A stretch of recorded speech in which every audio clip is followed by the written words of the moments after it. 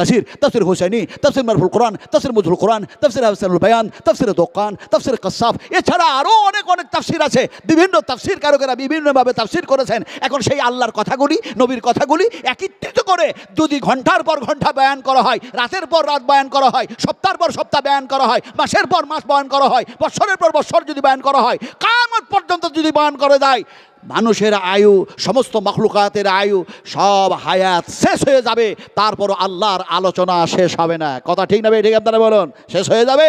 কথাটা বলতেছিলাম কি, যে এখন দেখা যায় সোজা, উনি বললেন বিপরীতের উল্টা কি সোজা।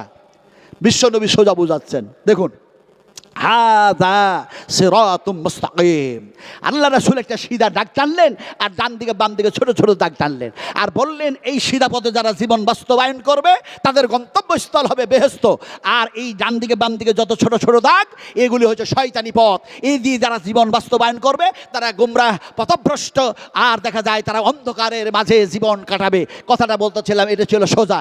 এবার আপনাদেরকে এক্সাম্পল দিয়ে বুঝাই। ওই যে বলেছি, যুগটা হচ্ছে ঐতিহাসিকের যুগ। শুধু শুধু কোরআন শোনালে হবে না, শুধু শুধু বুখারী শরীফ আর মুসলিম শরীফ, আবু দাউদ, তিরমিজি, নাসাই, ইবনে মাজাহ, তারপরে দেখা যায় আল্লামা ইমাম তাইমিয়া, তারপরে নাসিরউদ্দিন আলবানী, তারপরে ওবায়দুল্লাহ আল মুবারাকপুরি, তারপরে ইমাম জহির রহমাতুল্লাহ আলাইহি, তারপরে দেখা যায় এমনি করে আরও ইমাম আহমদ বিন হাম্বল রহমাতুল্লাহ আলাইহি। থিওরি অনেক কিছু দেওয়া যায়, বুঝাইতে হবে কিভাবে আমি বুঝাই।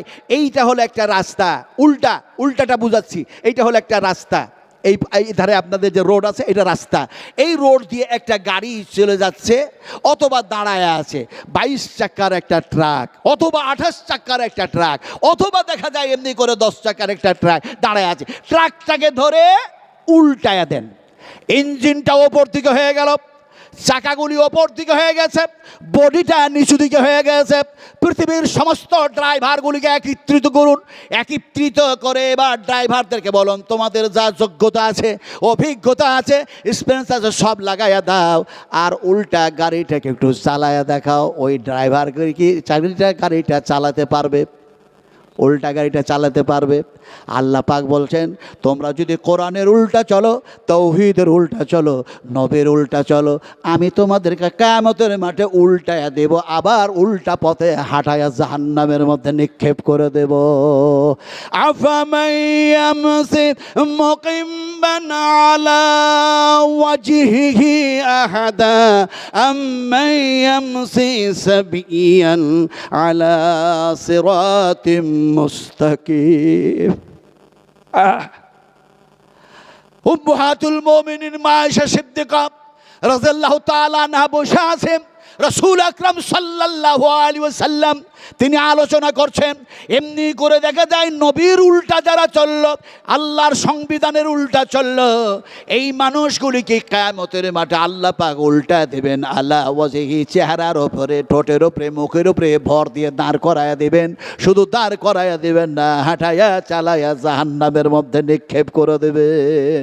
মা আয়েশা বলেন, ইয়া রাসূলুল্লাহ, যে মানুষগুলি দুনিয়ার জমিনে সারা জীবনটা সোজা হয়ে চলল, পায়ের ওপরে ভর দিয়ে চলল, এই মানুষগুলি বেআমল হওয়ার কারণে, গুনাহগার পাপাচার হওয়ার কারণে, এরাকে কি সত্যি এমনি করে দেখা যায় মুখের ওপরে ভর দিয়ে আল্লাহ পাক হাঁটায়া দেবেন?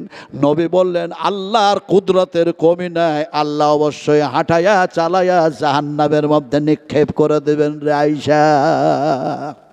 মানুষগুলি জাহান্নামের মধ্যে যখন যাবে, জাহান্নামে যাওয়ার পরে তারা শেষ পর্যন্ত বলবে, আমরা কোরআনের উল্টা চলে আসছিলাম দুনিয়ার জমিনে, নবীর থিওরির অনুযায়ী চলি নাই। সেই মানুষগুলি তখন আল্লাহকে ডাকবে, কেঁদে কেঁদে যেন বলবে। কি বলবে? ভাষাগুলি কি?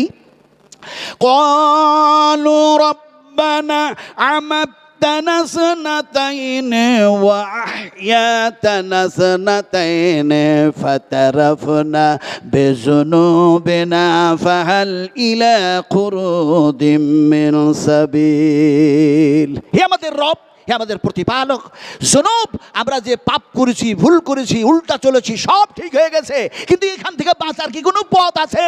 আল্লাহ বলবেন, কোনো পথ নাই। আসলে আপনাদেরকে বুঝাতেছিলাম যে কোরআনের উল্টা আমরা চলবো না, বলুন ইনশাআল্লাহ। কারা কারা চলবো না হাত উঠিয়ে দেখেন তো। আমি তো হাত উঠিয়ে দিলাম। কোরআনের প্রতি ঈমান না রাখলে ঈমান থাকে নাকি? একটু আরও হাত উঁচু করুন। এই সিধা করলে কি হবে? আর একটু সিধা করুন না। আর একটু উঁচু করুন, বলি নারায়ে তাকবীর। হাত উঠালেন, এখন বুঝে উঠালেন তো? মুফতি সাহেব তো জিজ্ঞাসা করতে পারে কালকে হাত উঠালে কেন, এটা বেদাতি কাজ, এটা তো জিজ্ঞাসা করতে পারে। আচ্ছা, কোনো মুফতি জিজ্ঞেস করলেন না, কোনো শাইখুল হাদিস জিজ্ঞেস করলেন না, পৃথিবীর কোনো মুহাদ্দিসের ওলামা জিজ্ঞেস করলেন না, মুহাদ্দিসেরাও জিজ্ঞাসা করলেন না। স্বয়ং যদি আল্লাহই জিজ্ঞেস করে হাত তুই উঁচু কেন হয়েছিলি, হাত কথা বলবে না বলবে না? এই কথা বলে না মানুষ, মুর্শিদাবাদের মানুষ শুধু ভয় করে, এই হাত কথা বলবে না বলবে না? কিয়ামতের মাঠে আল্লাহ যদি বলে হাত তুই কার পক্ষে উঁচু হয়েছিলি বল, হাত যেন বলবে রব তুমি আমার স্রষ্টা, তুমি আমারে হাত বানিয়েছিলে কোরআনের পক্ষে, তোমার কালামের পক্ষে, আমি হাত থাকতে পারি নাই, গোলামি করতেছিলাম তোমার, আমি হাত যেন উঁচু হয়ে গেছিলাম।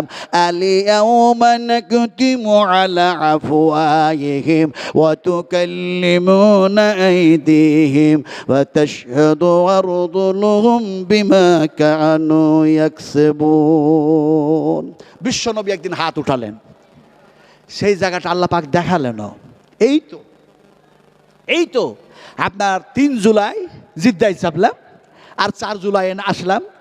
এবার গরমের কারণ থেকে হোক আর আল্লাহর হুকুম, অবশ্যই দেখা যায় অনেক হাজি মারা গিয়েছে, আমার লজেও মারা গিয়েছে, আমরা স্বামী স্ত্রী দুজনেই গিয়েছিলাম। তো যে জায়গায় রাসূল হাত উঁচু করলেন, অনেক সমস্তগুলি জায়গা দেখার পরে যে জায়গায় গেছি একটার পরে একটা হাদিস মনে পড়েছে, চোখ দিয়ে পানি ছড়িয়েছে আর কেঁদেছি, আহারে আমার নবী যা বলেছে